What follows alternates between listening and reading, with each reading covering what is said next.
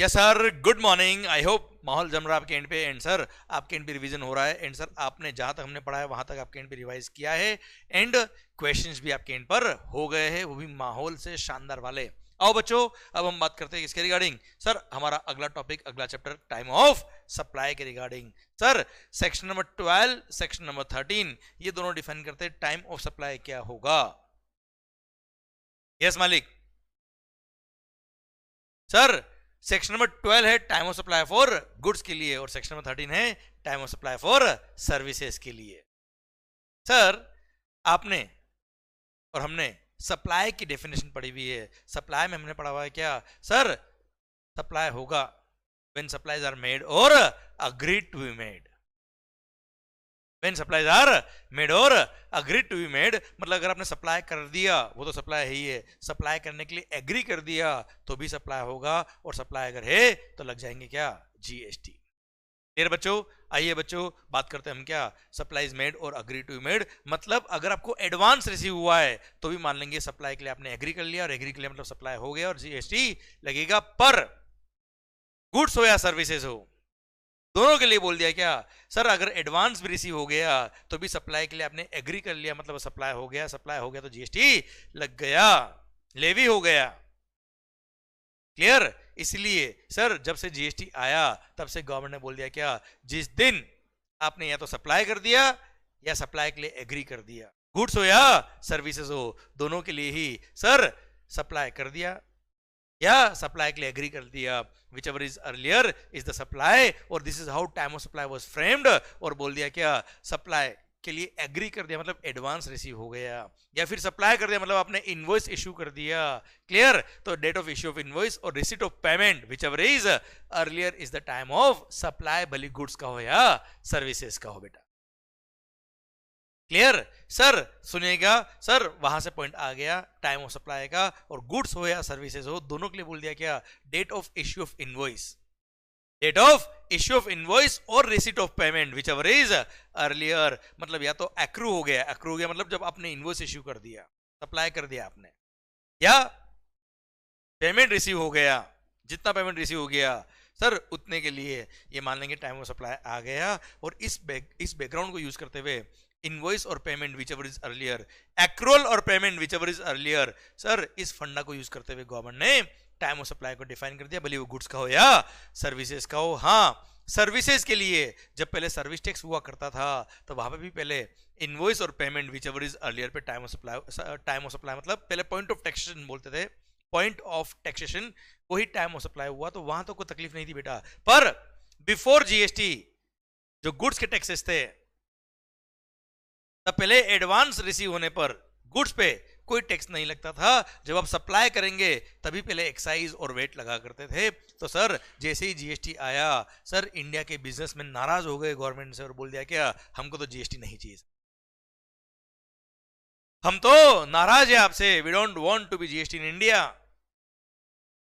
तो ऐसे केस में सरकार गवर्नमेंट ने अमेंडमेंट किया गुड्स इंडस्ट्री के लिए और एक नोटिफिकेशन दिया और बोल दिया क्या, कोई चिंता करने की जरूरत नहीं है, गुड्स के केस में अगर एडवांस रिसीव होता है तो सर अभी आप टैक्स पे नहीं करेंगे, चलेगा बेटा। क्लियर? जब बाद में आप सप्लाई करेंगे तभी टैक्स पे कर देना, अभी टैक्स पे करने की जरूरत नहीं है। पर ये केवल गुड्स इंडस्ट्री में नोटिफिकेशन दिया, सर्विस इंडस्ट्री में तो पहले से ही एडवांस रिसीव होने पर सर्विस टैक्स लगता था तो जीएसटी भी लगेगा, वहां कोई तकलीफ नहीं है। ये मैंने बैकग्राउंड दिया रिगार्डिंग टाइम ऑफ सप्लाई बच्चों। आइए बच्चों अब हम पढ़ते हैं क्या, सेक्शन नंबर 12 गुड्स के लिए, उसके बाद पढ़ेंगे सेक्शन नंबर 13 सर्विसेज के लिए। आओ बच्चों, time of supply section number 12 subsection number 1 पहले बात करता मैं आपसे बेटा। सेक्शन नंबर 12 सब सेक्शन 1 ने बोला क्या कि सर जीएसटी पे करने की लायबिलिटी आएगी कब, जब टाइम ऑफ सप्लाई आएगा। गुड्स के केस में बात कर रहा हूं बेटा, सेक्शन 12 13(1) बात करेंगे सर्विसेज के लिए बेटा। पहले सेक्शन 12 की बात कर रहे हैं गुड्स के लिए कि गुड्स के केस में जीएसटी पे करने की लायबिलिटी कब आएगी, जब टाइम ऑफ सप्लाई आएगा। और टाइम ऑफ सप्लाई कब आएगा, वो फॉलोइंग सबसेक्शंस आपको लिए डिफाइन करेंगे। क्लियर? तो सर सबसेक्शन 1 ने तो केवल टाइम ऑफ सप्लाई को लिंक किया लायबिलिटी से बेटा, कि जीएसटी पे करने की लायबिलिटी कब आएगी, जब टाइम ऑफ सप्लाई आएगा। और टाइम ऑफ सप्लाई कब आएगा सर, ये फॉलोइंग सबसेक्शन आपको बताएंगे। के अब सर आइए मेन बात शुरू करते हैं section number 12 subsection number 2 से बेटा। Section number 12 subsection number 2 बोलता है क्या कि time of supply for goods क्या होगा बेटा, date of issue of invoice और receipt of payment whichever is earlier is the time of supply. I repeat, date of issue of invoice और receipt of payment whichever is earlier is the time of supply. अभी आप books में पढ़ने की कोशिश मत करिएगा, ध्यान मेरी तरफ दीजिए बेटा। Date of issue of invoice, जब आपने इनवॉइस इश्यू कर दिया या पेमेंट रिसीव हो गया विच एवर इज अर्लियर। हाँ सर, अगर एडवांस रिसीव होता है गुड्स के लिए तो कोई जीएसटी पे करने की जरूरत नहीं है। ये अलग से नोटिफिकेशन देके बोल दिया क्या कि आपको गुड्स के केस में एडवांस रिसीव होने पे कोई जीएसटी पे नहीं करना है। क्लियर? तो अल्टीमेटली बचा क्या, date of issue of invoice. अब सवाल आता है क्या, मान लो किसी पार्टी ने एडवांस नहीं दिया तो सर टाइम ऑफ सप्लाई कब आएगा, जब आप इनवॉइस इश्यू करेंगे। मतलब इनवॉइस इश्यू कर दिया तो टाइम ऑफ सप्लाई आ गया। टाइम ऑफ सप्लाई आ गया मतलब जीएसटी की लायबिलिटी आ गई। अब जीएसटी पे करना पड़ेगा, भले कस्टमर ने पेमेंट नहीं किया, अपनी जेब से टैक्स पे करना पड़ेगा अगर टाइम ऑफ सप्लाई आ गया तो। क्लियर? मैंने जैसे आपको माल सप्लाई किया, सपोज 1 करोड़ का माल सप्लाई किया, मैंने आपको इनवॉइस इश्यू कर दिया। अब पेमेंट आप भले 4 महीने बाद करेंगे, पर सर जैसे इनवॉइस इश्यू कर दिया टाइम ऑफ सप्लाई आ गया। टाइम ऑफ सप्लाई आ गया मतलब लग गए क्या, जीएसटी आया ना, और अपनी जेब से जीएसटी पे करना पड़ेगा। कस्टमर तो पेमेंट पता नहीं 4 महीने बाद कब करेगा सर। तो सर लोगों ने दिमाग लगाया। देश कौन सा बेटा अपना, इंडिया। लोग भी कैसे आपको बताया बेटा, आपने आपको देखा होगा बेटा अपने कांच में सर लोग इतने होशियार, लोगों ने दिमाग लगाया। टाइम ऑफ सप्लाई कब आता है भाई, date of issue of invoice. Invoice issue करेंगे तो टाइम ऑफ सप्लाई आएगा ना। ओके, एक काम करने का, इनवॉइस इश्यू करने का ही नहीं। इनवॉइस कब इश्यू करने का, जब पैसा आएगा तभी इनवॉइस इश्यू करेंगे। क्लियर?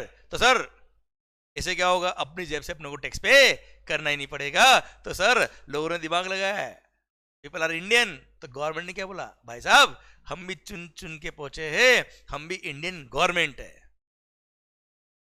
झुकेगा नहीं। और वहां बोल दिया क्या कि भाई साहब अगर आपने इनवॉइस टाइम पे इश्यू नहीं किया, लेट इश्यू किया, तो सर जब इनवॉइस इश्यू हो जाना चाहिए था एज पर सेक्शन नंबर 31, वही डेट हम टाइम ऑफ सप्लाई मान लेंगे बेटा। मतलब अगर आपने इनवॉइस टाइमली इश्यू कर दिया तो date of issue of invoice is the time of supply.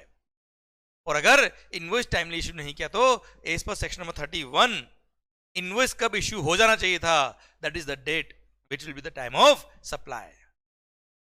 अब आप कहेंगे क्या, इनवॉइस इश्यू हो जाना चाहिए था, ये कहां लिखा है कि कितने टाइम में बिल इश्यू हो जाना चाहिए था, वो सेक्शन नंबर 31 में लिखा है। और सर वो भी मैं आपको यहीं पे साथ में बता देता हूं बेटा। सरकार इनवॉइस कब इश्यू होना चाहिए, सेक्शन नंबर 31 याद रखा मैंने, time limit for issue of invoice. तो हम गुड्स की बात करें, हम सर्विस की बात नहीं करें। सर्विसेज में 30 दिन का वक्त मिलता है, गुड्स में तो कोई 30 दिन का वक्त नहीं मिलता है। गुड्स में क्या है, माल बाहर निकल रहा है, बिना बिल के माल बाहर नहीं निकल सकता बच्चे। इसलिए whenever transaction involves movement of the goods, whenever transaction involves movement of the goods, तो जब आपने गुड्स रिमूव किया उस दिन या उससे पहले पहले आपको इनवॉइस इश्यू करना पड़ेगा। कोई 30 दिन का वक्त यहाँ नहीं मिलता है, तो गुड्स है भाई। तो अगर आपने at the time of removal invoice issue कर दिया तो इनवॉइस का डेट ही टाइम ऑफ सप्लाई हो जाएगा। पर अगर आपने इनवॉइस उस टाइम पे इश्यू नहीं किया तो सर जब रिमूव किया वही दिन टाइम ऑफ सप्लाई हो जाएगा। क्लियर? हाँ, अगर आपने सर मान लो सरकार आपको गुड्स डिलीवर करना था, मतलब फर्स्ट पॉइंट हो गया क्या, eight the time of removal invoice issue करना था जहां पे supply involves movement of the goods, और जहां पे supply does not involve movement of the goods,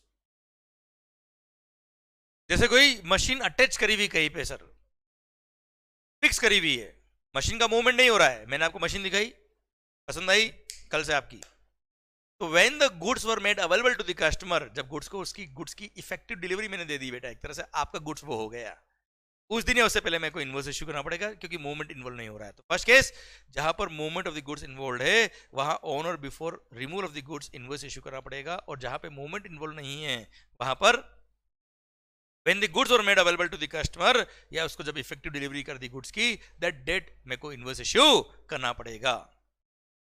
clear? अब टाइमली बिल इशू कर दिया तो इनवॉइस और payment whichever is earlier, नहीं तो जब इनवॉइस इशू हो जाना चाहिए था वो या payment whichever is earlier is the time of supply. हाँ, टाइम ऑफ सप्लाई तो आ गया, पर एडवांस रिसीव होने पे टैक्स पे करने की जरूरत नहीं होती गुड्स के केस में बेटा। ठीक है, फिर अगर कंटिन्यूस सप्लाई ऑफ गुड्स होता है, जैसे पाइपलाइन के थ्रू आप कुछ लिक्विड सप्लाई कर रहे हो, या सर घर पे देखोगे ना एलपीजी गैस की लाइन होती है बेटा, तो गैस सप्लाई करो थ्रू पाइपलाइन, या कोई गुड्स ऐसा है जिसको आप किसी सर ट्रेन के थ्रू या किसी सर और मोड के थ्रू या ट्रांसपोर्टेशन के थ्रू कंटिन्यूस सप्लाई किए जा रहे हो बेटा, जहाँ पे हिसाब एक साथ बाद में करेंगे हम, एक बार तो माल कंटिन्यूसली भेज रहे हो बेटा, तो ऐसे केस में इसको बोलते हैं क्या, कंटिन्यूस सप्लाई ऑफ गुड्स। और कंटिन्यूस सप्लाई ऑफ गुड्स अगर है तो यहाँ पे इनवॉइस कब इशू करना पड़ेगा, तो सर यहाँ पे सप्लायर और कस्टमर आपस में डिसाइड करते हैं कि या तो कस्टमर आपको पीरियडिकली पेमेंट कर देगा, जैसे 6 महीने तक मेरे को माल सप्लाई करना है बेटा, 6 महीने तक माल सप्लाई करना है, तो ऐसे केस में 6 महीने तक आप क्या करेंगे, हर महीना जब खत्म होगा उसके बाद 5 तारीख को, मंथ खत्म होने के बाद नेक्स्ट मंथ की 5th को आप मुझे 5 लाख रुपए पे कर देंगे बेटा। क्लियर? तो वो एडवांस पेमेंट नहीं है, वो मैंने माल सप्लाई कर दिया, उसके अगेंस्ट एक एस्टिमेटेड अमाउंट है बेटा, तो जब जब आप मुझे पेमेंट करेंगे तब तक मेरे को उतने अमाउंट का इनवॉइस इशू करना पड़ेगा। और फिर जब 6 मंथ खत्म होंगे तब देख लेंगे कितना हिसाब बनता है, कितना आपने पेमेंट किया हुआ है, और बाकी का अमाउंट का इनवॉइस मैं आपको और इशू कर दूंगा। क्लियर? प्लस माइनस जो भी होगा वो एडजस्ट कर लेंगे लास्ट टाइम बेटा। क्लियर? इसको बोलते हैं कंटिन्यूस सप्लाई ऑफ गुड्स। तो ऐसे केस में अगर as per terms of contract recipient supplier को पेमेंट करता है, तो जब जब वो पेमेंट करता है तब तब उतने उतने अमाउंट का इनवॉइस सप्लायर को इशू करना पड़ेगा। और अगर ऐसा पेमेंट का सिस्टम फिक्स नहीं किया तो सर हमने पीरियडिकली फिक्स कर लिया क्या कि मैं सप्लायर आपको पीरियडिकली एक स्टेटमेंट ऑफ अकाउंट इशू करूंगा, तो जब जब मैं पीरियडिकली स्टेटमेंट ऑफ अकाउंट आपको इशू करूंगा तब तब उतने उतने अमाउंट का मैं आपको इनवॉइस इशू करता जाऊंगा। है ना मालिक?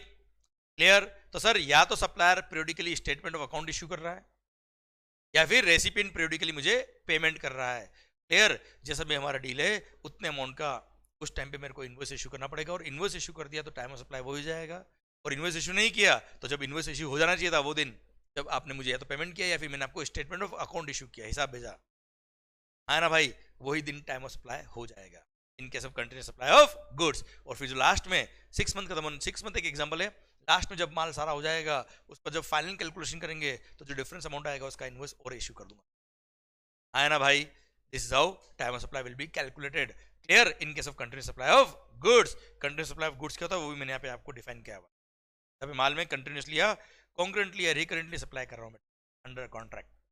Clear sir? अच्छा, अब लास्ट आता है क्या, sale on approval basis. Sale on approval basis और रिटर्न बेसिस, ऐसे केस में इनवॉइस कब इशू करना पड़ता है। अब मैं सप्लायर अपने यहाँ से माल भेज देता हूँ कस्टमर के यहाँ पे, फिर कस्टमर उसको देखता है, उसको पसंद आएगा तो माल रखेगा, नहीं तो वापस भेज देगा, तो ऐसे केस में इनवॉइस कब इशू करना होता है, क्योंकि जब रिमूव हो रहा है तब तो पता नहीं है कि माल बिकेगा कि नहीं, पसंद आएगा कि नहीं आएगा, तो ऐसे केस में इनवॉइस कब इशू करना होता है बच्चों। तो ऐसे केस में जब मैं गुड्स रिमूव करूंगा तब डिलीवरी चालान के थ्रू गुड्स रिमूव करूंगा, और सर जब आपको गुड्स रिसीव होगा आप जब पसंद करेंगे तो या तो आपने सप्लाई एक्सेप्ट कर ली, मतलब सप्लाई हो गया, या 6 month from the removal whichever is earlier, या तो सप्लाई हो गया या 6 month from the date of removal whichever is earlier, मेरे को इनवॉइस इशू करना पड़ेगा। रिमूव कर दिया 6 महीने हो गए, तो सर अप्रूवल दे, नहीं दिया तो मान लेंगे अप्रूव हो गया, या तो गुड्स वापस आ जाए, नहीं आए 6 महीने हो गए तो मान लेंगे अप्रूवल हो गया और सप्लाई हो गया, इनवॉइस इशू करना पड़ेगा वही दिन time of supply. Clear? Done. I repeat sir, whenever goods are sent on approval basis और रिटर्न बेसिस, तो ऐसे केस में या तो आपने सप्लाई कर लिया, सप्लाई एक्सेप्ट कर लिया, मतलब सप्लाई हो गया, या 6 month from the removal whichever is earlier, मेरे को इनवॉइस इशू करना पड़ेगा और वही दिन क्या जाएगा, टाइम ऑफ सप्लाई। क्लियर? ये हमने सेक्शन नंबर 31 में गुड्स के रेस्पेक्ट में इनवॉइस कब इशू करना होता है वो हमने पढ़ लिया बेटा। आइए वापस से हम टाइम ऑफ सप्लाई की तरफ बढ़ते हैं। सेक्शन नंबर 12 सबसेक्शन 2 क्या बोलता है, जहां जहां पे भी फॉरवर्ड चार्ज मैकेनिज्म में सप्लायर लायबल होता है टैक्स पे करने के लिए, क्योंकि रिवर्स चार्ज के लिए सेक्शन नंबर 12 सबसेक्शन 3 दे रखा है बेटा। तो मालिक सर इन केस अगर आपने मुझे फॉरवर्ड चार्ज में मेरी लायबिलिटी है तो टाइम ऑफ सप्लाई कब आएगा, date of issue of invoice, और अगर इनवॉइस टाइमली इशू नहीं किया तो जब इनवॉइस इशू हो जाना चाहिए था वही दिन क्या हो जाएगा, टाइम ऑफ सप्लाई हो जाएगा। अब सर ऐसे केस में अगर आपने मुझे 100% एडवांस अमाउंट भी दे दिया, उससे मतलब नहीं है, गुड्स के केस में टैक्स पे करने की जरूरत नहीं है। टाइम ऑफ सप्लाई तो आ जाएगा एडवांस रिसीव होने पर टैक्स पे करने की जरूरत नहीं है, इस पर exemption notification except specified actionable claim. तो सर स्पेसिफाइड एक्शनेबल क्लेम के केस में क्या होता है बेटा, सर जुआ खेला, लॉटरी टिकट खरीदा आपने, सट्टा खेला आपने, ऐसे केस में जैसे ही पैसा दिया उस टाइम टैक्स पे करना होता है। अब उसमें स्पेसिफाइड एक्सटर्नल क्लेम में सर एडवांस देते ही टैक्स पे करना पड़ेगा, तो स्पेसिफाइड एक्सटर्नल क्लेम छोड़ दीजिए, बाकी सारे केस में फॉरवर्ड चार्ज मैकेनिज्म में आपको एडवांस पे करने की जरूरत नहीं है। क्लियर, समझे मेरी बात आप बच्चों? अरे हाँ है ना भाई, ओके। चलिए, तो ये बात थी क्या, फॉरवर्ड चार्ज मैकेनिज्म में जब गुड्स के केस में सप्लायर लायबल होता है तो वहां पे केवल और केवल क्या देखने का बेटा, sir date of issue of invoice ही देखना है, एडवांस रिसीव हुआ है उसको देखने की जरूरत नहीं है, एक्सेप्ट स्पेसिफाइड एक्शनेबल क्लेम्स जहां पे एडवांस रिसीव होने पे जीएसटी लगता है बेटा। ओके, क्लियर, पक्का, डन। तो सर जिस दिन आपने इनवॉइस इश्यू किया है वही दिन टाइम ऑफ सप्लाई आएगा, और टाइम ऑफ सप्लाई आएगा मतलब उस दिन लायबिलिटी आगे जीएसटी पे करने की, और जीएसटी मंथली बेस पे करना पड़ता है, जो हम पढ़ेंगे आगे चढ़। मंथली टैक्स पे करना होता है, रोज कोई टैक्स पे नहीं करना होता है। हाँ, जिस दिन टाइम ऑफ सप्लाई का उस दिन लायबिलिटी आ जाएगी, और लायबिलिटी जिस महीने में आती है उस महीने में, जैसे जनवरी महीने की लायबिलिटी आई तो 20 फरवरी तक आपको टैक्स पे करना होता है बेटा। ओके मालिक, चलिए सरकार। सर पर गुड्स के केस में एडवांस पे टैक्स पे करने की जरूरत नहीं है।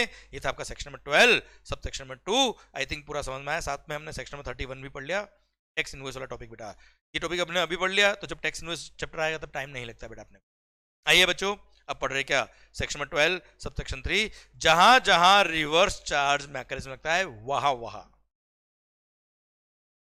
सर जहां जहां रिवर्स चार्ज लगता है वहां वहां।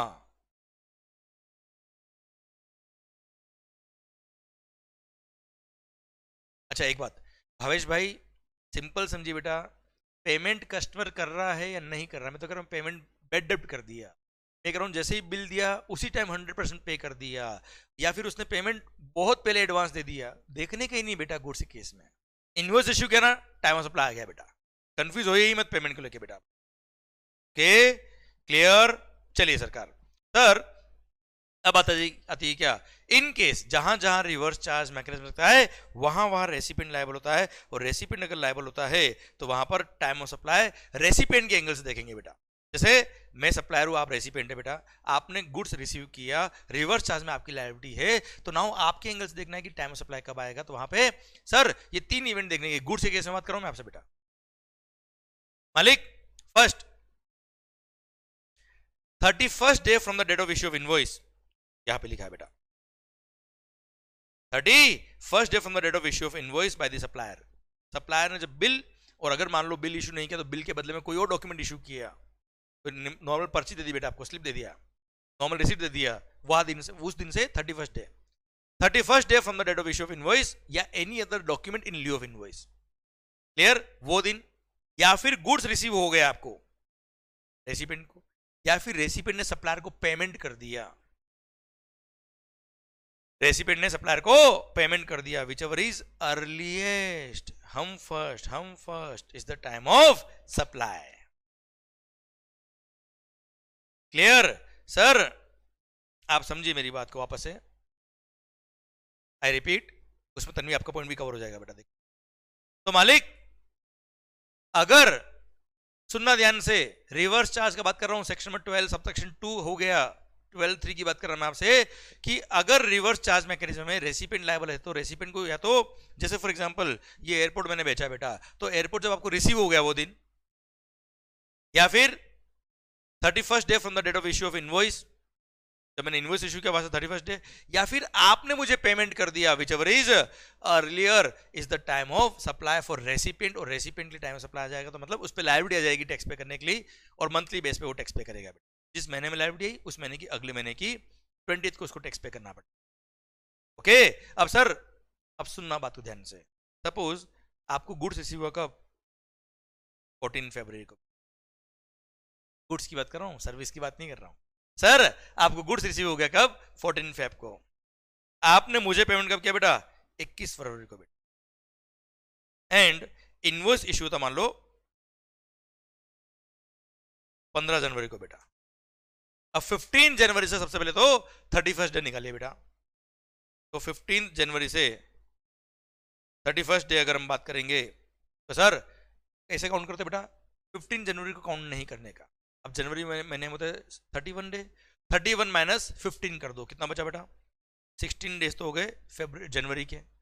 अब 31st डे निकालना है, 31st के लिए 16 में 15 और ऐड करेंगे 31 आ जाएगा बेटा। तो 15th February is the 31st day from the date of issue of invoice. तो अब सर 15 Feb, 14 Feb और 21st Feb, whichever is earlier, 14 Feb is earlier, so 14 Feb is the time of supply. Clear? एक बात समझ में आया बेटा आपको? तो सर 31st डे कैसे काउंट करते समझ में आ गया। गुड्स रिसीव कैसे हुआ, कब हुआ, ये समझ में आया आपको। अब sir date of receive, date of making payment, आपने मुझे पेमेंट किया है वो डेट कब मानेंगे? तो सर आपने मुझे पेमेंट किया तो या तो आपके बैंक अकाउंट में डेबिट हो गया, बैंक से पैसा कट गया बेटा, या फिर आपने बुक्स में एंट्री पास कर दी, whichever is earlier will be considered as date of making payment. Suppose आपने मुझे जो चेक दिया था वो चेक मैंने बैंक में डिपॉजिट किया और बैंक में मेरे सर आपके अकाउंट से डेबिट हो गया बैंक में, कब? 21 फरवरी को। पर आपने बुक्स ऑफ अकाउंट, आपकी जो बुक्स ऑफ अकाउंट है उसमें पेमेंट की एंट्री कब करी थी? 23rd February में। Entry in the books of account was made on 23rd of February, but actual debit in the bank account was made on 21st February. तो sir इन दोनों में से whichever is earlier, 21 February. So 21st February will be considered as date of making payment. अब date of making payment आ गया 21 फरवरी। Clear? 14 फरवरी को goods receive हो गया and 15 February is the 31st day from the date of issue of invoice, whichever is earlier, 14 Feb is earlier, so 14 Feb Valentine Day जो होता है बेटा वही दिन आपका time of supply. Clear? Reverse charge mechanism में जब रेसिपिएंट लायबल होता है बेटा, है ना भाई? क्लियर? डन। मैं वापस से सेक्शन नंबर 12 सबसेक्शन 3 रिपीट करता हूं बेटा। अच्छा आप सुनना सर, वापस से रिपीट करता हूं। जहां जहां रिवर्स चार्ज मैकेनिज्म लगता है वहां वहां रेसिपिएंट लायबल होता है, और जहां जहां रेसिपिएंट लायबल होगा वहां वहां टाइम ऑफ सप्लाई कब होगा? जब रेसिपिएंट को गुड्स रिसीव हो गया, या रेसिपिएंट ने सप्लायर को पेमेंट कर दिया, या फिर 31st day from the date of issue of invoice, whichever is earlier is the time of supply for recipient। उस दिन लायबिलिटी आएगी रेसिपिएंट को टैक्स पे करने के लिए, एंड सर उस दिन आप पे लायबिलिटी आएगी तो आप टैक्स पे करेंगे, है ना भाई? क्लियर? डन। एक बात तो ये बेटा सर, अब सुनना। अब मान लो आपने जो मुझे पेमेंट किया था वो क्या था? 21 फरवरी को तो आपके बैंक से डेबिट हुआ, entry in the books of account was 23rd February, तो डेट ऑफ मेकिंग पेमेंट क्या हो गया बेटा? 21 फरवरी बेटा। अब आपको गुड्स रिसीव कब हुए थे? केस नंबर 2 बना देता हूं, 15 मार्च को सर। 15 मार्च को गुड्स रिसीव हुआ।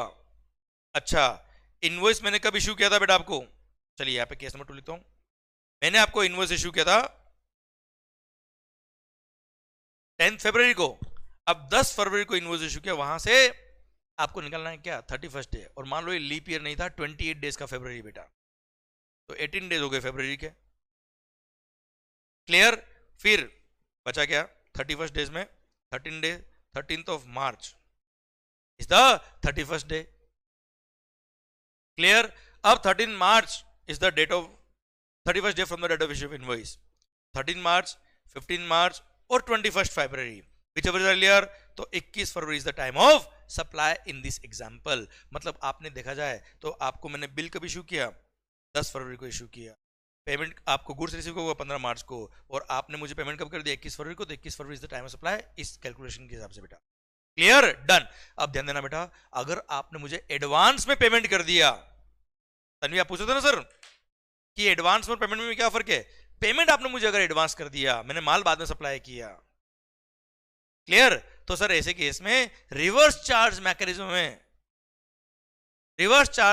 में टाइम ऑफ सप्लाई आ जाएगा, क्योंकि वहां पे डेट ऑफ मेकिंग पेमेंट भी देखा जाता है बेटा। एग्जांपल नंबर 3, मान लो यहां पे आपको मैंने माल सप्लाई किया होता कब? 15 मार्च को गुड्स रिसीव हुआ, 10 मार्च को मैंने इनवॉइस इश्यू किया। यहां से 31st डे देखो बेटा, आप 21 दिन तो हो गए मार्च के, और सर अप्रैल के दिन हो जाएंगे कितने बेटा? 10, तो 10th अप्रैल। तो 10th April is the 31st day from the date of issue of invoice, अगर 10 मार्च को इनवॉइस इश्यू किया था तो बेटा। क्लियर? सर अब 15 मार्च को गुड्स रिसीव हुआ, इनवॉइस कब रेज किया मैंने? 10 मार्च को, पर आपने मुझे पेमेंट पहले ही दे दिया था, कब? 21 फरवरी को बेटा, भले ही एडवांस रिसीव हो गया। अब आप देख लीजिए सर, 15 मार्च, 21 फरवरी और 10 अप्रैल, whichever is earlier, 21 February is earlier, so 21 of February is the time of supply. तो आपने मुझे जो पेमेंट एडवांस में दिया वो भी कंसिडर करते हैं जब रिवर्स चार्ज लगता है, पर यही फॉरवर्ड चार्ज की बात करते हैं तो आपने मुझे जो पेमेंट एडवांस किया उसको कंसिडर करते ही नहीं, वहां तो date of issue of invoice ही देखा जाता है बेटा। क्लियर? पक्का?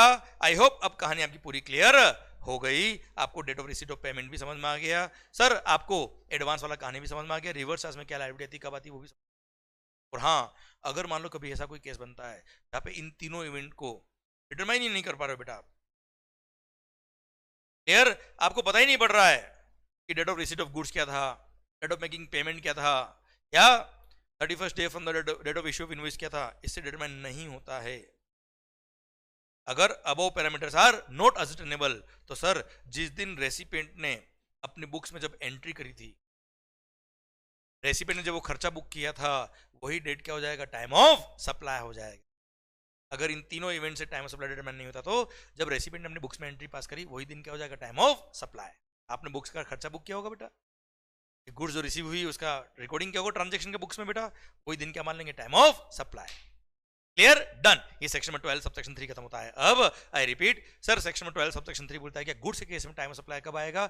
जहां जहां रिवर्स चार्ज मैकेनिज्म लगता है वहां वहां रेसिपिएंट लायबल होता है, और जहां जहां रेसिपिएंट लायबल होता है वहां पर रेसिपिएंट के एंगल से देखना है कि टाइम ऑफ सप्लाई क्या होगा, वहां होगा क्या सर? या तो गुड्स रिसीव हो गए, या आपने मुझे पेमेंट कर दिया, या sir 31st day from the date of issue of invoice whichever is earlier is the time of supply। और इन तीनों इवेंट से टाइम ऑफ सप्लाई नहीं आए तो जब रेसिपिएंट ने अपने बुक्स में वो ट्रांजैक्शन रिकॉर्ड किया होगा, वही क्या हो जाएगा बच्चे? Time of supply. क्लियर है मालिक? डन। सरकार, ये हो गया क्या? Time of supply of goods, section number 12 subsection 3, जहां जहां रिवर्स चार्ज मैकेनिज्म लगता है वहां वहां रेसिपिएंट लायबल हो। ओके भगवान, चलिए सरकार, आइए अब आ रहा है क्या? Section number 12 subsection number 4। अच्छा, अब आगे के सेक्शन से सेक्शन में 12 सबसेक्शन 4 या सर्विसेज की बात करें तो सेक्शन में 13 सबसेक्शन 4 प्रोविजंस एब्सोल्युटली सेम है, इसलिए कॉमनली दे रखे बेटा, गुड्स हो या सर्विस दोनों के लिए। ओके, सुनना, आप गुड्स के लिए सुन लीजिए, जब सर्विसेज का हम पढ़ेंगे सेक्शन 13 तो वापस रिपीट कर लेंगे बेटा। सरकार, whenever vouchers are issued, whenever vouchers are issued for supply of goods or service or both, मैंने कोई गुड्स का वाउचर दिया बेटा आपको, जैसे सुपरमार्केट में आपको गिफ्ट वाउचर दिया मैंने, आप नेक्स्ट टाइम परचेज करने आएंगे, 1000 रुपए का आपको वाउचर दिया है, आप कुछ भी ले सकते हो इसके अगेंस्ट। तो sir at the time of giving the voucher ये नहीं पता ना कि नेक्स्ट टाइम आप क्या लेने वाले हो बेटा।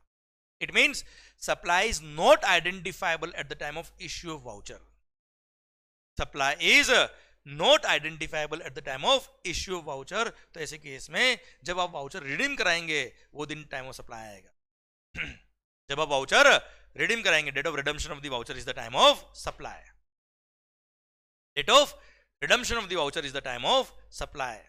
पर sir if supply is identifiable at the time of issue voucher, जैसे गोल्ड ज्वेलरी का आपको वाउचर दिया तो पता है इस वाउचर के अगेंस्ट गोल्ड ज्वेलरी ही मिलने वाली है, आप नेक्स्ट टाइम आएंगे 1000 रुपए का आपका गोल्ड ज्वेलरी जो आप लेंगे वो फ्री मिल जाएगी बेटा।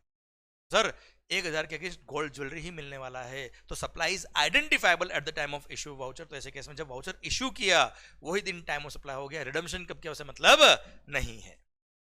I repeat sir, in case of supply of vouchers exchangeable against goods or services, if supply is identifiable at the time of issue voucher, पता है कि इस वाउचर के अगेंस्ट यही मिलने वाला है, जैसे कि इसमें date of issue of voucher itself is the time of supply, और अगर ये नहीं पता कि इसके अगेंस्ट क्या मिलने वाला है तो date of redemption of the voucher is the time of supply.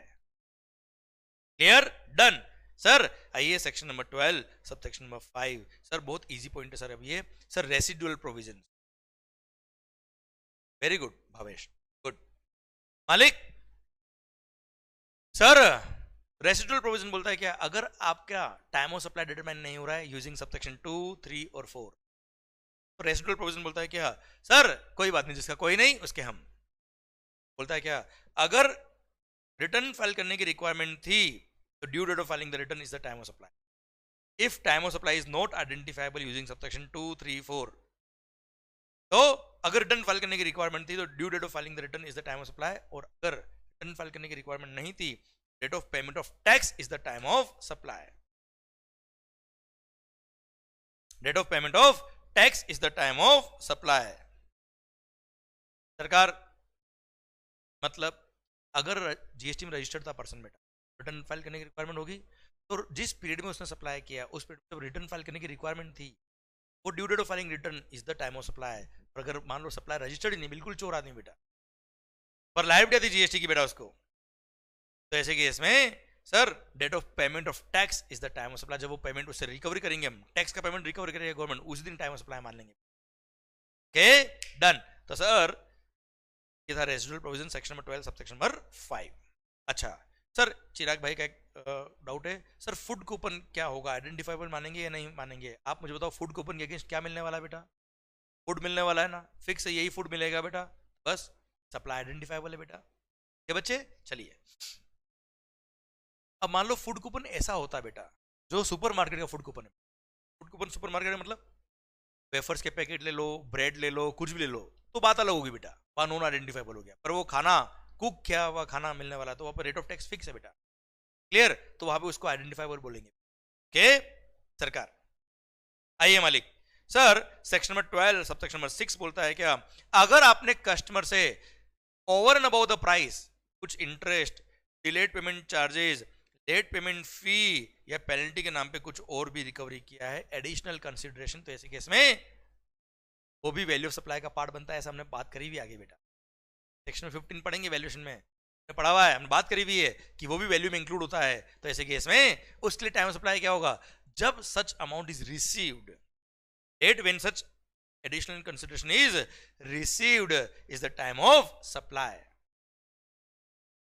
Section number 12 subsection number 6 बोलता है क्या, सर अगर कभी भी assessee, delayed payment charges, late payment fee, interest etcetera या पेनल्टी किसी भी नाम से कस्टमर से over and about the price recovery करता है, तो वो जो इंटरेस्ट वाला पोर्शन है, लेट पेमेंट चार्ज वाला पोर्शन है, पेनल्टी वाला पोर्शन है, उसके लिए टाइम सप्लाई क्या होगा, जब पेमेंट रिसीव होता है। चलिए एग्जांपल के लिए मान लो आपने 1 करोड़ का सप्लाई किया, कस्टमर को 2 महीने का उधार दिया, कस्टमर अगर लेट हो गया तो आपने उससे 3 लाख रुपए इंटरेस्ट भी रिकवरी किया बेटा, क्लियर? टोटल कितना लिया, 1 करोड़ 3 लाख रिकवरी किया। तो ऐसे केस में 1 करोड़ के लिए टाइम सप्लाई कब आएगा, वो सेक्शन में 12 सबसेक्शन 2 बताएगा, date of issue of invoice. और 3 लाख के लिए टाइम सप्लाई कब आएगा, जब सच 3 लाख इज रिसीव्ड। मान लो 3 लाख रिसीव ही नहीं हुआ तो टाइम सप्लाई भी नहीं आएगा, लायबिलिटी भी नहीं आएगी बेटा। 1 करोड़ पे लायबिलिटी कब आएगी, जब इनवॉइस इश्यू किया। 3 लाख पे लायबिलिटी कब आएगी, जब पेमेंट रिसीव हुआ। पेमेंट रिसीव नहीं हुआ तो लायबिलिटी भी नहीं आएगी। क्लियर? डन सरकार।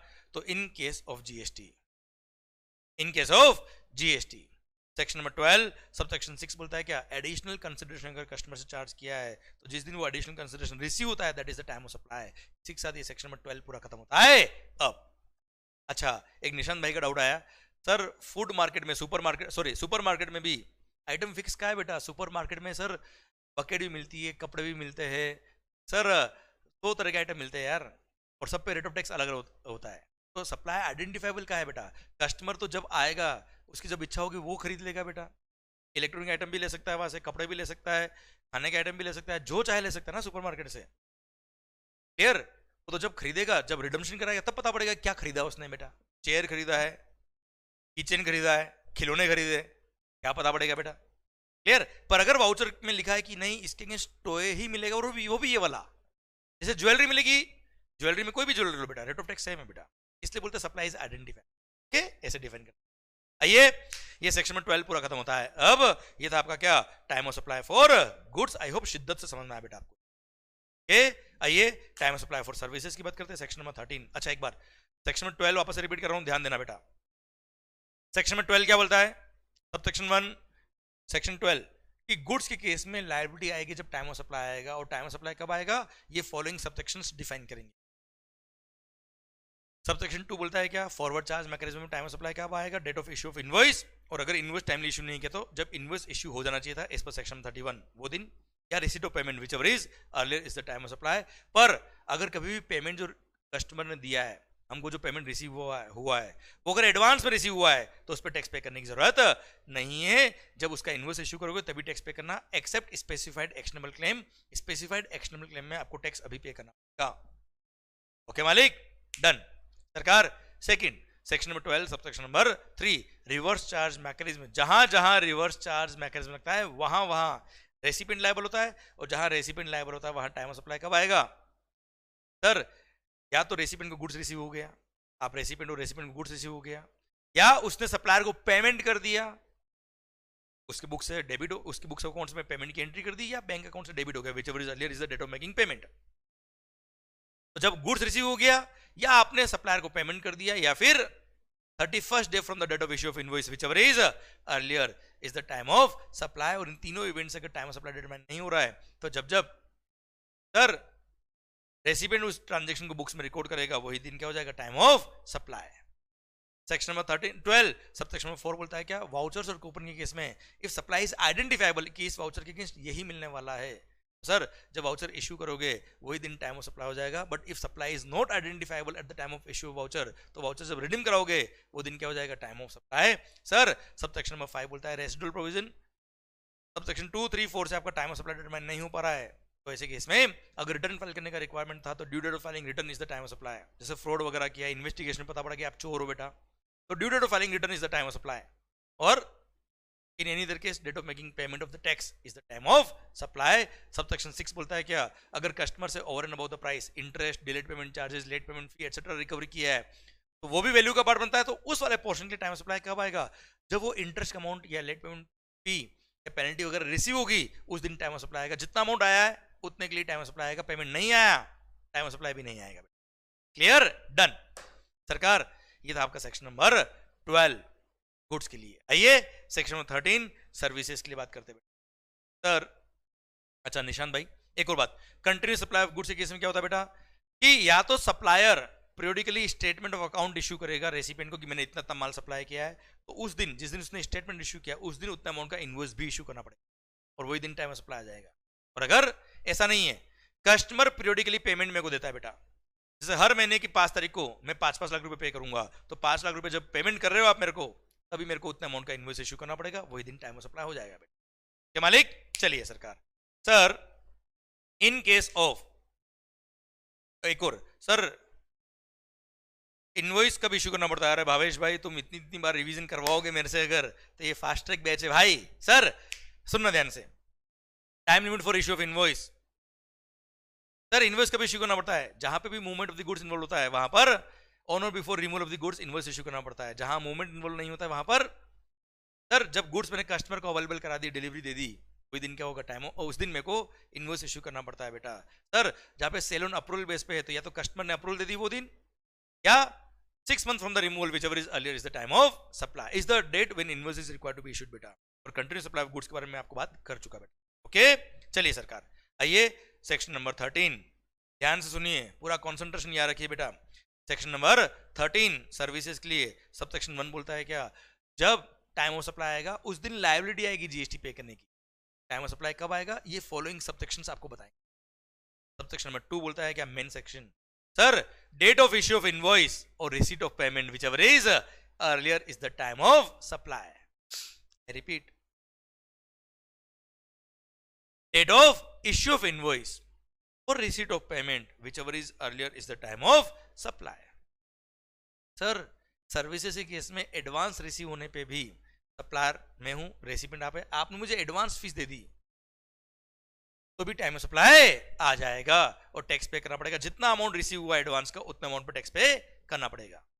आई repeat, in case of services, in case of services time of supply कब आएगा बेटा? Date of issue of invoice और रेसिपिएंट को एडवांस पेमेंट रिसीव हो गया है, whichever is earlier is the time of supply.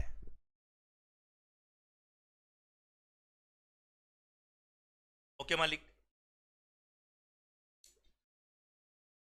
वापस से बोलता बेटा मैं, या तो सप्लायर ने इनवॉइस इश्यू कर दिया है, तो सप्लायर ने क्या इश्यू कर दिया? इनवॉइस, या फिर उसको पेमेंट रिसीव हो गया whichever is earlier is the time of supply. Payment receive हो गया कब बोलेंगे बेटा? रिसीव हुआ ना मेरे को बेटा, या तो मेरे बैंक अकाउंट में पैसा क्रेडिट हो गया, पैसा आ गया, डिपॉजिट हो गया, या फिर मैंने अपने बुक्स में एंट्री कर दी regarding receipt of payment whichever is earlier is the date of receipt of payment.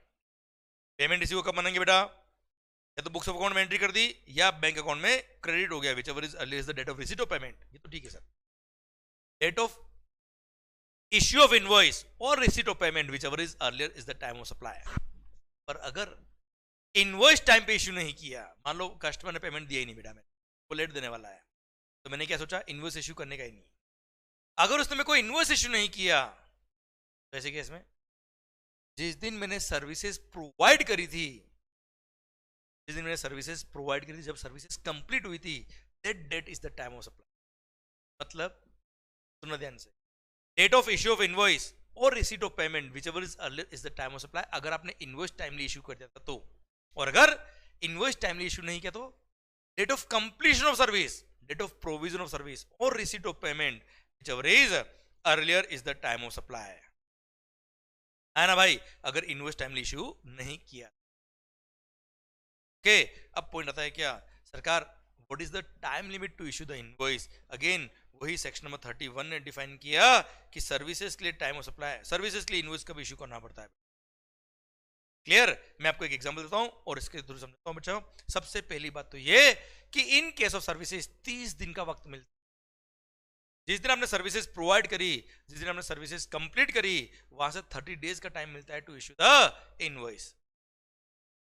That date will be the sir relevant date, कि सर जिस दिन सर्विसेज प्रोवाइड करी वहां से 30 दिन के अंदर इनवॉइस इश्यू कर दिया, तो date of issue of invoice और receipt of payment whichever is earlier. और अगर 30 दिन के अंदर इनवॉइस इश्यू नहीं किया तो date of completion of service और receipt of payment whichever is earlier is the time of supply. एक एग्जांपल तो मस्त वाला, मजा आएगा बेटा आपको। Sir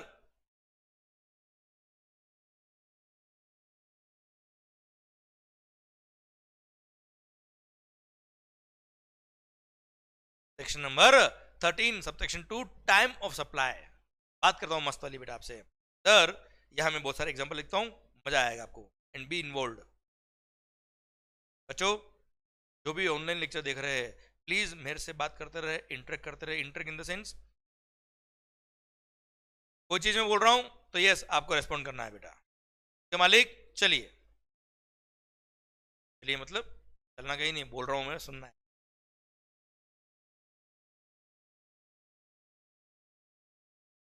okay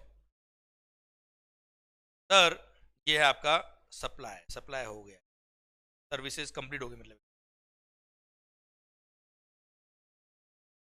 completion of service.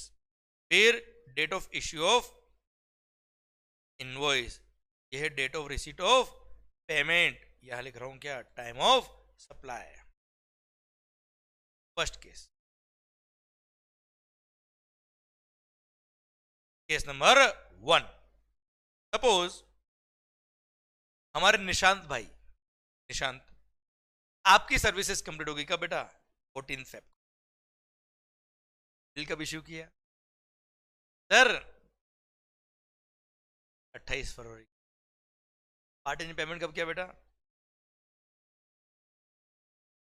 25 मार्च। बताओ टाइम ऑफ सप्लाई क्या आएगा। सर्विसेज की बात कर रहा हूं बेटा मैं आपसे। सर तो सबसे पहले क्या चेक करेंगे आप, सबसे पहले हमेशा चेक करना है क्या invoice with in 30 days issue हो गया क्या। अगर जिस दिन आपने सप्लाई किया, जिस दिन सर्विसेज कंप्लीट हुई, उसके 30 दिन के अंदर अगर आपने इनवॉइस इश्यू कर दिया तो इनवॉइस और payment whichever is earlier, sir supply से 30 दिन के अंदर इनवॉइस इश्यू हो गया, यस। तो सर ऐसे केस में इनवॉइस और payment whichever is earlier, obviously 28 of February is the time of supply. Sir case number 2, suppose Bhavesh भाई आपकी भी सर्विसेज कंप्लीट हो गई बेटा 3 ऑफ फेब को। सर आपने कब इनवॉइस, आपने 1 मार्च को बिल इश्यू किया। सर पार्टी ने पेमेंट कब किया, सर 25 मार्च को पार्टी ने पेमेंट किया, दोनों की पार्टी थी बेटा, इसको पेमेंट करके फिर इसको भी पेमेंट करके। क्लियर, सही है, टाइम ऑफ सप्लाई। सबसे पहली बात, क्या with in 30 days bill issue हो गया क्या, कंप्लीशन के 30 दिन में बिल इशू हुआ है, यस। तो इनवॉइस और payment whichever is earlier 1 March is the time of supply. Case number 3, sir suppose Devendra भाई की सर्विसेज भी कंप्लीट कर बेटा 14 फेब, पर तेरी दीवानगी में ऐसे हुए दीवान, ना रहा होश ना रहा चैन, बिल इश्यू करना ही भूल गया, 31 मार्च को याद आया कि भाई साहब बिल इश्यू करना था। आया ना भाई? सर 31 मार्च को इसने बिल इश्यू किया पर पार्टी ने पेमेंट 25 मार्च को कर दिया था। बताइए टाइम ऑफ सप्लाई क्या आएगा? सबसे पहले क्या चेक करना है, क्या इनवॉइस 30 दिन में इश्यू हुआ है, क्या कंप्लीशन के 30 दिन में बिल इश्यू हुआ है? Answer is no. तो ऐसे केस में सर अब टाइम सप्लाई कैसे निकालेंगे? Date of completion of service और receipt of payment whichever is earlier is the time of supply. So 14th Feb will be the time of supply बेटा, 25 मार्च नहीं। Sir पहले क्या check करना है, क्या 30 दिन में बिल इश्यू हुआ है? Answer is no. तो कंप्लीशन और payment whichever is earlier. Completion कब था बेटा? 14 फरवरी को था। 14 Feb will be the time of supply. 14 Feb और 25 March whichever is earlier 14 Feb। Yes, example बहुत शानदार है मेरे बेटा। फिर सपोज मान लो सर आप में से हमारे युवराज भाई, आपकी भी सर्विसेज कंप्लीट कब बेटा? 14 Feb। कहा है ना भाई सर? और खास बात इनवॉइस कब इशू किया? सेम डे बिल फाड़ दिया बेटा। सर वो पार्टी भाग गई बेटा, बैड डेप्ट। अब बताओ टाइम ऑफ सप्लाई। सर अब ऐसे केस में टाइम ऑफ सप्लाई कब आएगा? सबसे पहली बात तो ये, क्या invoice with in 30 days issue कर दिया? यस। अगर इनवॉइस 30 दिन के अंदर इश्यू कर दिया तो नाउ इनवॉइस और payment whichever is earlier, payment तो आया ही नहीं, इनवॉइस इश्यू हो गया तो invoice is the time of supply. 14 Feb will be the time of supply. मतलब बैड डेप्ट हो या कुछ भी, डोंट केयर, जेब से टैक्स पे करना पड़ेगा। इनडायरेक्ट टैक्स है, कस्टमर पे करे ना करे सप्लायर को टैक्स पे करना। A very good. कर अगला केस। मान लो सर हमारे आशुतोष भाई, आपकी भी सर्विसेज कंप्लीट कब बेटा? 14 Feb। इनवॉइस कब इश्यू किया? 15 मार्च को। क्लियर? पार्टी ने पेमेंट कब किया? 1 जनवरी को एडवांस पेमेंट देके गई पार्टी, एडवांस बुकिंग। अब बताओ टाइम ऑफ सप्लाई क्या आएगा? तो सबसे पहली बात ये, क्या कंप्लीशन के 30 दिन बिल इश्यू किया? पहले चेक करो विद इन 30 डेज 30 दिन कैसे पूरे हुए कि नहीं हुए। 14 Feb से 30 दिन काउंट करने हैं, तो 14 Feb को काउंट नहीं करने का। फरवरी मान लो 28 डेज के था बेटा, तो 30 दिन काउंट करने, 14 डेज तो हो गए फरवरी के बेटा। फिर मार्च के 16 डेज, तो 16 फरवरी को 30 दिन एक्सपायर हो रहे हैं क्या? 16 मार्च को 30 दिन एक्सपायर हो रहे हैं क्या? 16 मार्च है उससे पहले पहले बिल इशू हो गया क्या? Answer is yes. तो इनवॉइस और payment whichever is earlier, payment is earlier. So 1 January is the time of supply. Good. Last case, suppose हमारे दीपक भैया, दीपक जी आपकी सर्विसेज भी कंप्लीट कब बेटा? 14 Feb को। क्लियर? इनवॉइस कब इश्यू किया? सर 15 मार्च को इनवॉइस इश्यू किया, with in 30 days bill issue हो गया। ओके। अब पार्टी ने पेमेंट कब किया? 1 जनवरी को एडवांस पेमेंट किया 10 लाख रुपए, और रिमेनिंग पेमेंट किया 25 अप्रैल को 40 लाख का बेटा, 50 लाख का बिल था इनका, लंबा हाथ मारा इन्होंने सर। अब सबसे पहला पॉइंट आता है क्या? टाइम ऑफ सप्लाई क्या होगा? सबसे पहले चेक करो क्या with in 30 days bill issue हुआ है क्या? Answer is yes. कि 16 मार्च को 30 दिन पूरे हो रहे, आपने 30 दिन के अंदर इशू कर दिया। अब ऐसे केस में टाइम ऑफ सप्लाई क्या आएगा बेटा? अब इनवॉइस और payment whichever is earlier देखने का। इनवॉइस कब इशू हुआ? 15 मार्च को। पेमेंट कब आया? 1 जनवरी को। तो 1 जनवरी is the time of supply, but for 10 lakh जितना रिसीव हुआ उसके रिमेनिंग अमाउंट के लिए 25 अप्रैल और 15 March whichever is earlier 15 March time of supply for remaining 40 lakh. I hope you got the entire fundamental of time of supply. Very good answer Bhavesh भाई।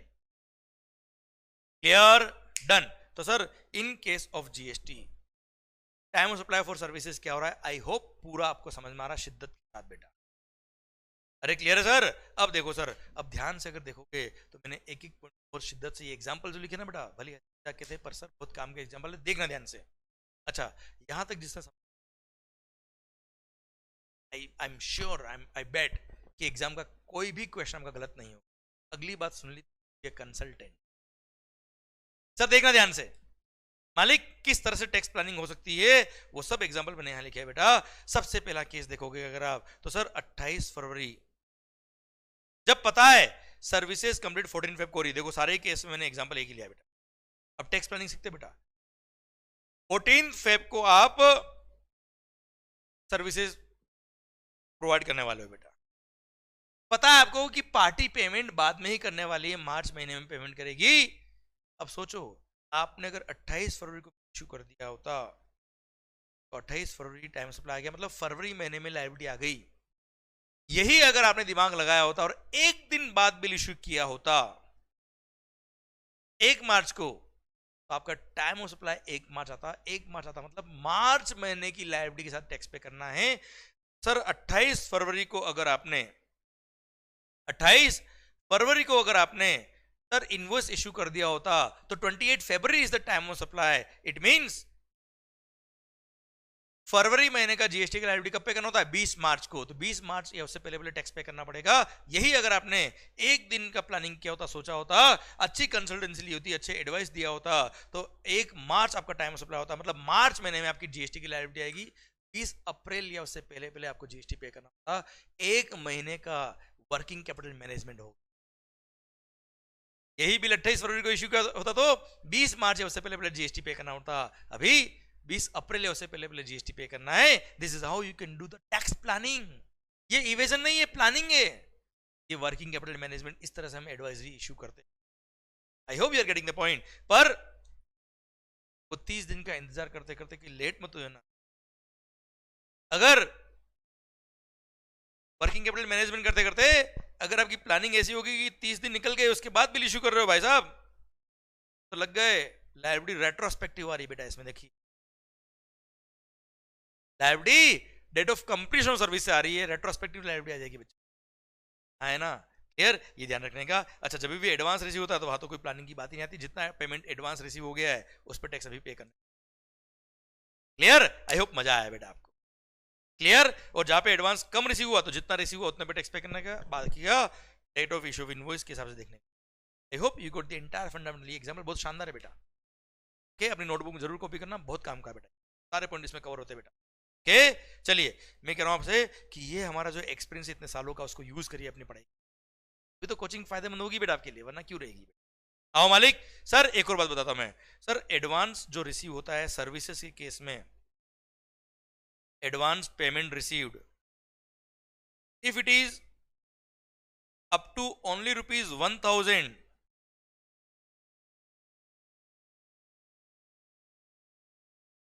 if advance जो आपको receive हुआ वो up to ₹1,000 है, तो sir उस advance का आपको अलग से हेडेक लेने की जरूरत नहीं है। मतलब 1,000 रुपए तक का एडवांस अगर रिसीव हुआ है तो इस पे जीएसटी जब आप इनवॉइस इश्यू करेंगे तभी टैक्स पे कर देना, अभी अलग से पे करने की जरूरत नहीं है। सपोज आपका टेलीफोन का बिल था 420 रुपए का बेटा, 419 का सर, 419 का। आप बोलते नहीं मेरा तो फेवरेट फिगर है 420 रुपए, मैं तो 420 पे करूंगा। तो आपने एक तरह से ₹1 क्या कर दिया, एडवांस पे कर दिया। अब एडवांस अगर ₹1 पे किया तो उस पर अलग से अभी हेडेक लेने की जरूरत नहीं है। जो सर्विस सप्लायर है उसको बोल दिया क्या, जब तू नेक्स्ट मंथ का बिल इशू करेगा तभी टैक्स पे कर देना, इस ₹1 पे अलग से टैक्स पे करने की जरूरत नहीं है अगर एडवांस का amount is up to ₹1,000। Clear मालिक? ओके चलिए सरकार। तो sir in case of services date of issue of invoice और receipt of payment whichever is earlier, और अगर टाइमली बिल इशू नहीं किया था ऐसे केस में कंप्लीशन ऑफ सर्विस और receipt of payment whichever is earlier is the time of supply, और एडवांस का अमाउंट इज अप टू ₹1,000, तो हेडेक लेने की जरूरत नहीं है। जब आप इनवॉइस इशू करेंगे तभी टैक्स पे कर देना अगर एडवांस का amount is up to ₹1,000 per transaction बेटा। और हाँ, अगर मान लो date of issue of invoice, date of completion of service और रिसीट ऑफ पेमेंट ये कुछ भी असर्टेनेबल अगर नहीं है, if above events are not ascertainable, ऐसे केस में जब रेसिपिएंट ने अपने बुक्स में वो ट्रांजैक्शन रिकॉर्ड किया होगा, खर्चा बुक किया होगा, तभी सप्लायर के लिए टाइम ऑफ सप्लाई आ जाएगा। सपोज किसी सोसाइटी में मैंने वाटर टैंक क्लीनिंग की सर्विसेज दी, पानी का टैंक क्लीनिंग की सर्विस दी, पर मैंने अपनी बुक्स में वो ट्रांजैक्शन रिकॉर्ड ही नहीं किया, सप्लायर ने अपनी बुक्स में रिकॉर्ड ही नहीं किया ट्रांजैक्शन, तो date of issue of invoice नहीं पता, date of completion of service नहीं पता, डेट ऑफ पेमेंट नहीं पता, क्योंकि पेमेंट जो था वो कैश में रिसीव हुआ। क्लियर? तो ऐसे केस में जब उस रेसिपिएंट, वो सोसाइटी ने अपनी बुक्स में ट्रांजैक्शन रिकॉर्ड किया, वही टाइम ऑफ सप्लाई सप्लायर के लिए मान लेंगे। मान लो गवर्नमेंट को पकड़ में आ गई सप्लायर की, सप्लायर ने चोरी करी। कैसे? रेसिपिएंट की बुक्स चेक कर रहे थे, उसमें दिखा कि इसने पेमेंट किया हुआ है, सप्लायर की बुक्स में ट्रांजैक्शन ही नहीं है। तो ऐसे केस में जब रेसिपिएंट ने वो ट्रांजेक्शन रिकॉर्ड किया बुक्स में, वही दिन में क्या मान लेंगे, टाइम ऑफ सप्लाई। क्लियर है मालिक? डन। सरकार ये था आपका section number 13 sub section number 2। अब सर सर्विसेज के केस में इनवॉइस कब इश्यू करना पड़ता है, मैं आपको बता चुका हूं। क्या first point, with in 30 days bill issue करना पड़ेगा। पर insurance companies, banking companies, financial institution including NBFC को 45 डेज का टाइम दिया है टू इश्यू।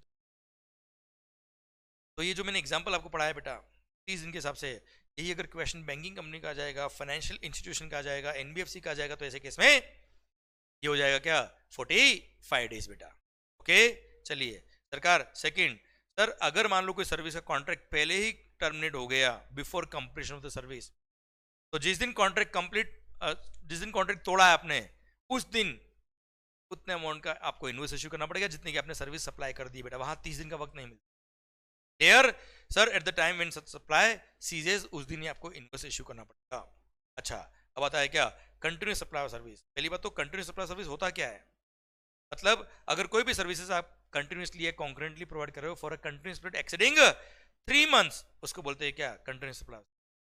अब ऐसे केस में इनवॉइस कब इश्यू करना होता है, तो यहाँ पे ध्यान रखना 30 दिन का वक्त नहीं मिलता। यहाँ 3 अलग अलग इवेंट है बेटा। फर्स्ट, अगर पेमेंट का ड्यू डेट फिक्स है, जैसे टेलीफोन बिल के केस में पेमेंट का ड्यू डेट फिक्स होता है बेटा पोस्टपेड कनेक्शन में, तो जब सप्लायर होता है ना बेटा, सर ड्यू डेट का पेमेंट फिक्स है, तो ड्यू डेट या उससे पहले पहले इनवॉइस इश्यू करना पड़ेगा सप्लायर। क्लियर? अब सर ध्यान देना बेटा, इनवॉइस अगर टाइमली इश्यू कर दिया तो इनवॉइस और पेमेंट विजिबल कर दिया, नहीं तो जब इनवॉइस इश्यू हो जाना चाहिए था, मतलब जब ड्यू डेट आ रही है उस दिन ही उससे पहले पेमेंट करना पड़ेगा, उस दिन पहले टाइम ऑफ सप्लाई जाएगा बेटा। क्लियर? सेकंड, अगर ड्यू डेट फिक्स नहीं है पर कोई इवेंट फिक्स है जिसके होने पर रेसिपिएंट पे लायबिलिटी आएगी for making payment to the supplier. जैसे बिल्डिंग का कंस्ट्रक्शन कर रहे हो, बिल्डर आपसे टाइम टू टाइम पेमेंट मंगाता है बेटा, कि स्लैब नंबर 1 कंप्लीट हो गया तो इतना पेमेंट करना है, स्लैब नंबर 2 कंप्लीट हो गया तो इतना पेमेंट करना है। तो जब पेमेंट ड्यू हो रहा है, जब वो इवेंट फिक्स हो रहा है जिसके होने पर रेसिपिएंट पे लायबिलिटी आएगी for making payment to the supplier, तो जब वो इवेंट होगा मान लेंगे उतने अमाउंट की सर्विस क्या होगी, कंप्लीट, तो उस दिन या उससे पहले आपको इनवॉइस इश्यू करना पड़ेगा। वहां 30 दिन का वक्त नहीं। लास्ट, ना कोई ड्यू डेट फिक्स है कंटिन्यूस सप्लाई सर्विस में, और नहीं कोई ऐसा इवेंट फिक्स है जब रेसिपिएंट की लायबिलिटी आएगी पेमेंट करने की बेटा, ऐसा कुछ फिक्स नहीं है। तो जब रेसिपिएंट सप्लायर को पेमेंट करेगा तब उतने अमाउंट का सर टाइम ऑफ सप्लाई आ जाएगा और उतने अमाउंट पर इनवॉइस इश्यू करना पड़ेगा। क्लियर? डन। तो सर ये था क्या, कंटिन्यूस सप्लाई सर्विस के लिए। अब आ रहा है क्या सर, एक और लास्ट एक्सेप्शन, कि इंश्योरेंस कंपनी, बैंकिंग कंपनी या फाइनेंशियल इंस्टीट्यूशन या टेलीकॉम कंपनी या और कोई नोटिफाइड सर्विस सप्लायर अगर होगा तो बोल दिया क्या, अगर आप अपने ही डिस्टिंक्ट पर्सन को, जिसका पैन नंबर सेम है, अपने ही ब्रांच को, अपने ही डिस्टिंक्ट पर्सन को सर्विस दे रहे हो, वहां चाहो तो आप क्वार्टरली भी एक सिंगल इनवॉइस इश्यू कर सकते हो before the end of the quarter. ऐसे केस में इनवॉइस में बी इशूड ऑन और before recording the transaction in the books of account, या फिर before the expiry of the quarter in which such supply was made. मतलब या तो invoice का भी इशू कर सकते हो, या तो जब ट्रांजेक्शन बुक्स ऑफ अकाउंट में रिकॉर्ड करो तब। क्लियर? वो रिकॉर्ड नहीं किया तो जब क्वार्टर खत्म होगा तब, उससे क्वार्टर खत्म होने से पहले पहले विचएवर इज अर्लियर आपको इनवॉइस इशू करना पड़ेगा। तो sir telecom companies, banking companies, financial institution including NBFC और इंश्योरेंस कंपनी को क्या, अगर आप अपने ही डिस्टिंक्ट पर्सन को सर्विस दे रहे हो तो ऐसे केस में आप चाहे तो सर इनवॉइस कभी इशू कर सकते हो, कोई 30 दिन का टाइम नहीं है यहाँ पे, जिस क्वार्टर में सर्विस दी है वो क्वार्टर खत्म होने से पहले, या बुक्स में अगर ट्रांजेक्शन रिकॉर्ड किया तो उस दिन, विचएवर इज अर्लियर आपको इनवॉइस इशू करना पड़ेगा। कोई खास बात नहीं। अब सुनना, ये सारे क्या है, time limit to issue the invoice. अब इन्होंने टाइमली बिल इशू कर दिया तो date of issue of invoice और receipt of payment whichever earlier is. Timely bill issue नहीं किया तो जब वो सर्विसेज कंप्लीट हुई थी वो दिन, या पेमेंट रिसीव हुआ वो, whichever is earlier is of supply. ये section number 13 sub section number 2 खत्म होता है। अब बड़ा ही सुंदर सेक्शन। आइए, रिवर्स चार्ज मैकेनिज्म। जहां जहां रिवर्स चार्ज मैकेनिज्म लगता है वहां रेसिपिएंट पे लायबिलिटी आएगी टाइम ऑफ सप्लाई की बेटा। रेसिपिएंट के एंगल से देखना है टाइम ऑफ सप्लाई क्या आएगा, रेसिपिएंट लायबल होगा टैक्स पे करने के लिए, तो रेसिपिएंट के लिए 13(3) क्या बोलता है देखना ध्यान। अच्छा, गुड्स के केस में क्या था बेटा, या तो आपको गुड्स रिसीव हो गया, या आपने सप्लायर को पेमेंट कर दिया, या 31st day from the date of issue of invoice whichever is earlier. पर सर्विसेज में थोड़ा चेंज है बेटा। सर्विसेज में बोल दिया क्या सर, या तो सर्विस रेसिपिएंट ने सप्लायर को पेमेंट कर दिया, डेट ऑफ मेकिंग पेमेंट, या फिर 61st day from the date of issue of invoice supplier ने बिल इश्यू किया या any other document in lieu of invoice, कोई पर्ची इशू कर दी, कोई कच्चा बिल इशू कर दिया, कोई रिसीट इशू कर दी, वहां से 61st डे। या आपने सप्लायर को पेमेंट कर दिया तो रेसिपिएंट के एंगल से टाइम सप्लाई कब आएगा? जिस दिन उसने पेमेंट कर दिया वो दिन, या 61st day from the date of issue of invoice, whichever is earlier is the time of supply. Clear? Done. यहां दो ही चीज देखने का बेटा। और हाँ, इन दोनों इवेंट से अगर टाइम ऑफ सप्लाई डिटरमाइन नहीं होता है तो जब रेसिपिएंट ने वो ट्रांजैक्शन अपने बुक्स में रिकॉर्ड किया होगा वही क्या हो जाएगा? Time of supply, date of entry in the books of account of the recipient of supply. अगर इन दोनों इवेंट से टाइम ऑफ सप्लाई डिटरमाइन नहीं हो रहा तो। क्लियर? डन। ये दो इवेंट देखने का बेटा। और हाँ, अगर मान लो service supplier out of India है, सर्विस रेसिपिएंट इंडिया में है, इंपोर्ट ऑफ सर्विस का केस है, तो रिवर्स चार्ज मैकेनिज्म में रेसिपिएंट लायबल होता है। और दोनों ही पार्टी एसोसिएटेड एंटरप्राइज है बेटा। कौन है मालिक? एसोसिएटेड एंटरप्राइजेस है, तो दोनों प्लानिंग करके टैक्स को रेफर कर सकती। इसलिए वहां बोल दिया क्या, वहां पे हम 61st डे का इंतजार नहीं करेंगे। जिस दिन आपने ट्रांजैक्शन बुक्स में रिकॉर्ड कर दिया वो दिन, या जिस दिन रेसिपिएंट ने सप्लायर को पेमेंट कर दिया वो दिन, is earlier is the time of supply. वहां 61st डे देखने की जरूरत नहीं है। या तो entry in the books of account of the recipient कि मैंने सर्विसेज रिसीव कर ली है, इतना खर्चा बुक किया है, या फिर date of making payment, actual payment कर दिया सप्लायर को, whichever is earlier is the time of supply. जब दोनों पार्टी कौन है? एसोसिएटेड एंटरप्राइज है और रेसिपिएंट एंटिटी इंडिया की एंटिटी है जिसने सर्विसेज इंपोर्ट करी आउट ऑफ इंडिया वाली एंटिटी से। तो क्लियर मालिक? डन। ये था क्या? Section number 13 sub section number 3, जहां जहां रिवर्स चार्ज मैकेनिज्म लगता है वहां वहां क्या होता है। वापस से रिपीट करता बेटा। सेक्शन नंबर 13 सब सेक्शन 3 बोलता है क्या? सर रिवर्स चार्ज मैकेनिज्म में रेसिपिएंट लायबल है, तो रेसिपिएंट के एंगल से देखने का क्या कि टाइम ऑफ सप्लाई कब आएगा? कब आएगा बेटा? जब रेसिपिएंट ने सप्लायर को पेमेंट कर दिया वो दिन, या 61st day from the date of issue of invoice, whichever is earlier is the supply.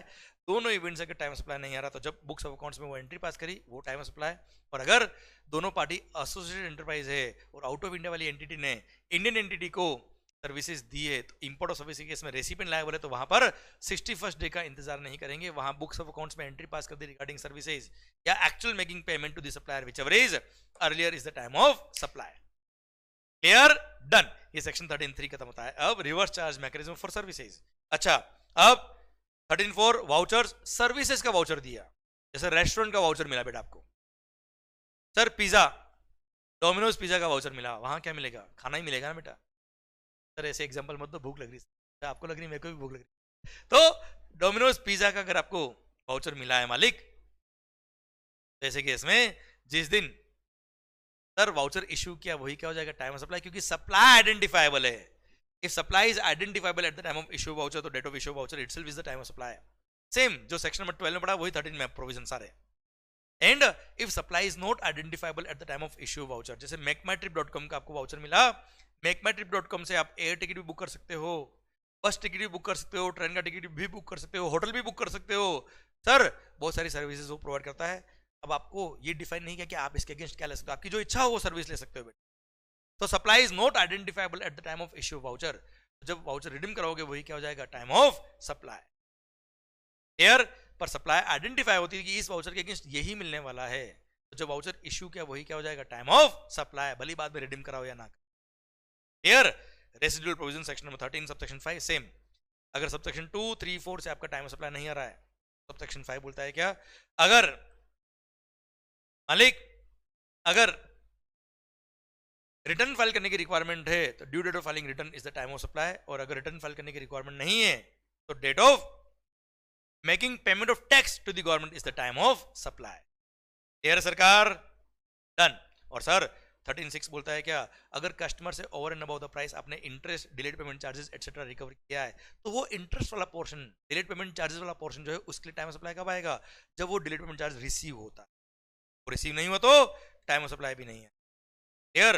अच्छा वही एग्जांपल लो, 1 करोड़ का ओरिजिनल इनवॉइस था, उसके लिए तो सेक्शन नंबर 13 सबसेक्शन 2 लगेगा। जब इनवॉइस इश्यू किया वही टाइम ऑफ सप्लाई। 3 लाख रुपए इंटरेस्ट रिसीव हुआ, इंटरेस्ट जब रिसीव हुआ तब इंटरेस्ट के लिए टाइम ऑफ सप्लाई आएगा बेटा। इंटरेस्ट रिसीव नहीं हुआ, टाइम ऑफ सप्लाई भी नहीं है। क्लियर? डन। इसी के साथ ये time of supply section number 13 भी पूरा खत्म होता है। अब ओके मालिक? पक्का? डन। एक बार वापस से सेक्शन 13 बोल रहा हूं, ध्यान से सुनना बेटा। सेक्शन 13 सब सेक्शन 1 बोलता है क्या? टाइम ऑफ सप्लाई कब आएगा? Sorry, liability of making payment कब आएगा? जब टाइम ऑफ सप्लाई आएगा। टाइम ऑफ सप्लाई कब आएगा? ये फॉलोइंग सब सेक्शन बताएंगे। सब सेक्शन 2 बोलता है क्या? Date of issue of invoice, और receipt of payment whichever is earlier is the time of supply. और अगर आपने टाइमली बिल इशू कर दिया, 30 दिन का टाइम है बेटा, तो इनवॉइस और payment whichever is earlier, नहीं तो date of completion of service, date of provision of service और receipt of payment whichever is earlier is the time of supply. इन दोनों इवेंट्स अगर टाइम ऑफ सप्लाई डिटरमाइन नहीं हो रहा है, तो जब रेसिपिएंट ने अपनी बुक्स में वो ट्रांजेक्शन रिकॉर्ड किया होगा वही क्या हो जाएगा, टाइम ऑफ सप्लाई। और अगर एडवांस का अमाउंट इज अप टू ₹1000 तो हेडेक लेने की जरूरत नहीं है, जब इनवॉइस इशू करोगे तभी टाइम ऑफ सप्लाई आ जाएगा। Clear sir? फिर था क्या, इनवॉइस कब इशू करना पड़ता है, within 30 days from the date of provision of service. Banking company, financial institution including NBFC और इंश्योरेंस कंपनी के केस में 45 डेज का टाइम है इनवॉइस इशू करने का। सर्विस कॉन्ट्रैक्ट पहले ही टर्मिनेट हो गया, बीच में आधी सर्विस दी तब, तो जब सर्विस का कॉन्ट्रैक्ट टर्मिनेट हुआ है उस दिन या उससे पहले आपको इनवॉइस इशू करना पड़ेगा उतना अमाउंट का जितना सर्विस दी है। कंटिन्यू सप्लाई सर्विस के केस में या तो due date of payment fix है तो उस दिन आपको इनवॉइस इशू करना पड़ेगा। पर कोई इवेंट फिक्स है, जब रेसिपिएंट पे लायबिलिटी फॉर मेकिंग पेमेंट, तो जब वो इवेंट होगा तब जितना अमाउंट ड्यू हो रहा है उतना अमाउंट के लिए सर्विस कंप्लीट हो गई, उस दिन ही आपको इनवॉइस इशू करना पड़ेगा। और इन एनी अदर केस जब जब रेसिपिएंट सप्लायर को पेमेंट करता तब आपको इनवॉइस इशू करना पड़ेगा। और insurance companies, banking companies, telecom companies को बोल दिया क्या कि आप डिस्टिंक्ट पर्सन को अगर सर्विस दे रहे हो तो आप जब वो क्वार्टर खत्म होगा, जिस क्वार्टर में आपने सर्विस दी, क्वार्टर खत्म होने से पहले इनवॉइस इशू कर देना, या फिर अगर बुक्स में ट्रांजैक्शन रिकॉर्ड कर दिया तो वो विच एवर इज अर्लियर आप इनवॉइस इशू कर सकते हो। और इनवॉइस टाइमली इशू कर दिया तो इनवॉइस और payment whichever is earlier, नहीं तो कंप्लीशन और payment whichever is earlier is the time of supply. Sir reverse charge में 61st day from the date of issue of invoice या date of making payment to the supplier whichever is earlier, इन दोनों events अगर time of supply नहीं निकल रहा है तो ऐसे केस में जब रेसिपिएंट अपनी बुक्स में ट्रांजैक्शन रिकॉर्ड करता है वही क्या हो जाएगा, टाइम ऑफ सप्लाई। और अगर सप्लायर आउट ऑफ इंडिया है, रेसिपिएंट ऑफ सर्विस इंडिया में है, इंपोर्ट ऑफ सर्विस का केस है, दोनों पार्टी अगर एसोसिएटेड एंटरप्राइज है तो 61st डे का इंतजार नहीं होता। वहां पर date of issue, date of making payment to the supplier या date of entering the books of account whichever is earlier is the time of supply. आए ना मालिक? Done. Section number 13 for voucher के case में supply, अगर supply is identifiable at the time of issue of voucher, date of issue of voucher itself is the time of supply, and if supply is not identifiable at the time of issue of voucher, तो जब voucher आप redeem कराओगे तभी time of supply आएगा। Clear sir? Residual provision बोलता है क्या, return file करने की रिक्वायरमेंट थी तो due date of filing return is the time of supply, नहीं तो जब सर टैक्स रिकवरी करेंगे उस टैक्स पेयर से वही दिन क्या हो जाएगा, time of supply, date of making payment of tax. And sir अगर आपने कस्टमर से over and about the price, interest, delayed payment charges, penalty etcetera recover किया है तो जिस दिन वो पेमेंट रिसीव होगा एडिशनल कंसिडरेशन वो दिन टाइम ऑफ सप्लाई होगा। क्लियर? डन।